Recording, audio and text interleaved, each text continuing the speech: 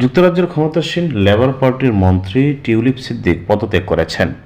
মঙ্গলবার রাতে the guardian, writers ও এএফপির প্রতিবেদনে এই তথ্য জানানো হয়।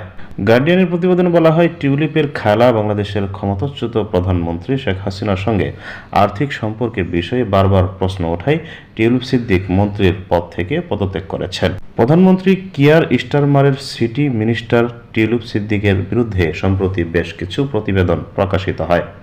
এসব প্রতিবেদনে টিউলিপের বিরুদ্ধে শেখ হাসিনার সঙ্গে সংশ্লিষ্ট ব্যক্তিদের দেওয়া একাধিক সম্পত্তিতে বসবাসসহ বেশ কিছু অভিযোগ আনা হয়। গত সপ্তাহে টিউলিপ নিজের বিরুদ্ধে ওঠা অভিযোগ তদন্তের আহ্বান জানান।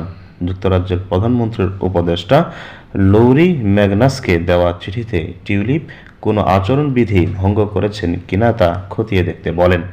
বার্তা সংস্থা রাইটার্সের প্রতিবেদনে বলা হয়, প্রধানমন্ত্রী কিয়ার স্টারমারের কাছে লেখা পদত্যাগপত্রে টিউলিপ বলেন, মন্ত্রী পর্যায়ের মানদণ্ড বিষয়ক উপদেষ্টা লরি ম্যাগনাস বিষয়টি পর্যালোচনা করার পর নিশ্চিত করেছেন যে টিউলিপ নিয়ম লঙ্ঘন করেননি।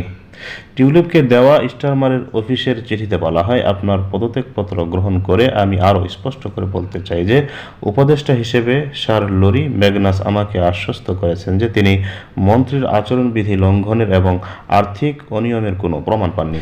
কিয়ার স্টারমার টিউলিপকে পরামর্শ দিয়ে বলেন, বাংলাদেশের সঙ্গে তার পরিবারের সম্পর্কের কারণে মানহানির ঝুঁকির বিষয়ে তিনি আরও সচেতন থাকতে পারতেন এবং প্রধানমন্ত্রীকে তার চলমান দায়িত্বের বিষয়ে পরামর্শ দিতে পারতেন।